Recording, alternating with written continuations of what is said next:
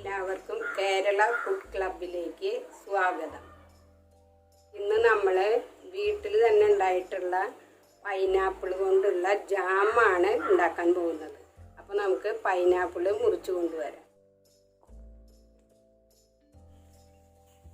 ഈ പൈനാപ്പിൾ നമുക്ക് മുറിച്ചെടുക്കാം. പൈനാപ്പിളിൻ്റെ ഈ തല കുഴിച്ചിട്ട് 2-3 വർഷം കഴിഞ്ഞാൽ ഉണ്ടാവുള്ളൂ. ഇതിന് എണ്ണ ഉണ്ടാവും. നമ്മൾ ഒരു പൈനാപ്പിൾ പൊട്ടിച്ച് കഴിഞ്ഞാൽ വേറെ എണ്ണ പൊട്ടി വരും. ആ എണ്ണ മാറ്റി കുഴിച്ചിടുക. അപ്പോൾ 1 വർഷം കൊണ്ട് ഉണ്ടാവും.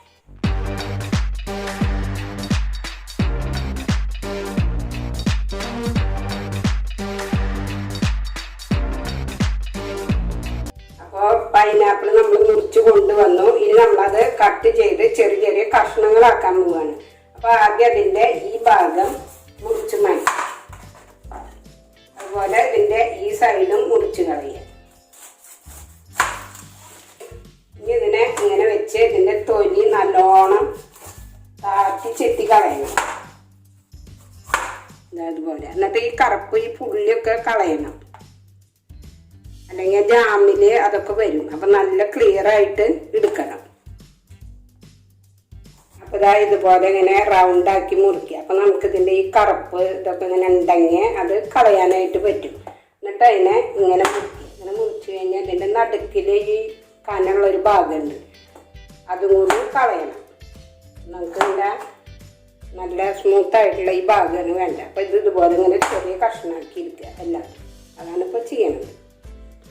അപ്പോൾ പൈനാപ്പിളൊക്കെ നമ്മൾ നുറുക്കി ഇതൊക്കെ കഷ്ണങ്ങളാക്കി. ഇനി ഇത് മിക്സിയിൽ നന്നായി അരച്ചെടുക്കണം. പിന്നെ പഞ്ചസാര വേണം, ചെറുനാരങ്ങയുടെ നീര് ഒരു 1/2 ടീസ്പൂണ്, ഇത് മാത്രം വേണ്ടോ. അപ്പം ഇത് നമുക്ക് അരച്ചെടുക്കാം. വെള്ളമൊന്നും ഒഴിക്കാതെ അരച്ചെടുക്കണം. അപ്പം ഇത് അരച്ചെടുത്തിട്ടുണ്ട്. ഇതുപോലെ എല്ലാം അരച്ചെടുക്കുക. നന്നായി അരച്ചെടുക്കണം. ഇനി ബാക്കിയുള്ളതും കൂടി അരച്ചെടുക്കാം.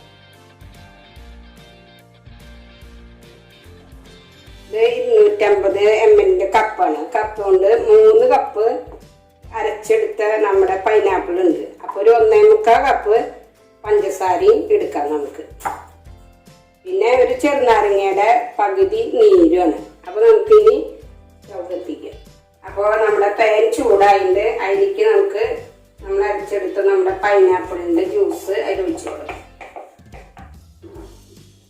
ഇനി ഇത് മീഡിയത്തിനും ലോയിലും ഇടയിലായിട്ടുള്ള വെക്കുക. ആദ്യം നല്ല ചൂടിൽ വെക്കാം, പിന്നെ കുറയ്ക്കാം. ഇത് ചൂടായി കഴിഞ്ഞാൽ പിന്നെ ഇനി അത് പിടിക്കാതെ, അടിയിലൊന്നും പിടിക്കാതെ ഇളക്കിയെടുക്കാം. അതിങ്ങനെ കുറുകി വന്നിട്ടുണ്ട്. ഇതിലേക്ക് നമുക്ക് അടങ്ങി വെച്ച നമ്മുടെ ഈ പഞ്ചസാര ഇതിൽ ചേർത്ത് കൊടുക്കാം. അപ്പം ഇത് വെള്ളമായിട്ട് വരും. ഇതിങ്ങനെ ഇളക്കിക്കൊണ്ടിരിക്കുക. അത് മുറുകി വരും. പഞ്ചസാര ഇട്ട് അതൊക്കെ അരിഞ്ഞു വന്നു. ഇതങ്ങനെ ലൂസായി വന്നു. ഇനി ഇത് മുറുകി വരണം. ഒരു 10-25 മിനിറ്റ് നമ്മളിത് ഇളക്കി അതിനെ മുറുക്കി എടുക്കണം. ഇതിങ്ങനെ വറ്റി വന്നു തുടങ്ങിയിട്ട് ഇതിലേക്ക് നമുക്ക് 1/2 ടീസ്പൂണ് നാരങ്ങ നീര് ഒഴിച്ചു കൊടുക്കാം. അതിങ്ങനെ പെട്ടെന്ന് കട്ടിയാവാതിരിക്കാൻ വേണ്ടിയിട്ടാണ് നാരങ്ങ നീര് ഒഴിക്കുന്നത്. പിന്നെ വേറെ നമ്മളിതിലൊന്നും ചേർക്കുന്നില്ല. ഇനി ഇത് കട്ടിയായിട്ട് വരണം. അധികം കട്ടിയാക്കണ്ട. അതുപോലെ ഇത് ചൂടാറുമ്പോൾ കട്ടി വരും. ഒന്നും കൂടി ടൈറ്റാക്കാം. ഇത് അങ്ങനെ കട്ടിയായിട്ട് വന്നിട്ടുണ്ട്. ഇനി ഇത് ഇരുന്ന് ഒന്നും കൂടി കട്ടി വരും. അപ്പം നമ്മൾ നോക്കാൻ വേണ്ടിയിട്ട് സ്പൂണുമ്പോൾ ഒന്നിങ്ങനെ ഒഴിക്കുക. അതിങ്ങനെ വീഴാതെ ഇങ്ങനെ വന്നു കഴിഞ്ഞാൽ പൈനാപ്പിൾ നല്ല മധുരം ഒക്കെ ഉണ്ട്. അപ്പം ഇത് ഇരുന്ന് കട്ടി വരും. അപ്പം നമുക്കിത് തീ ഓഫാക്കിയിട്ട് കുറച്ച് നേരം ഒന്ന് ഇളക്കി കൊടുക്കാം. അപ്പം അത് ഇരുന്നൊന്ന് കട്ടി വരും.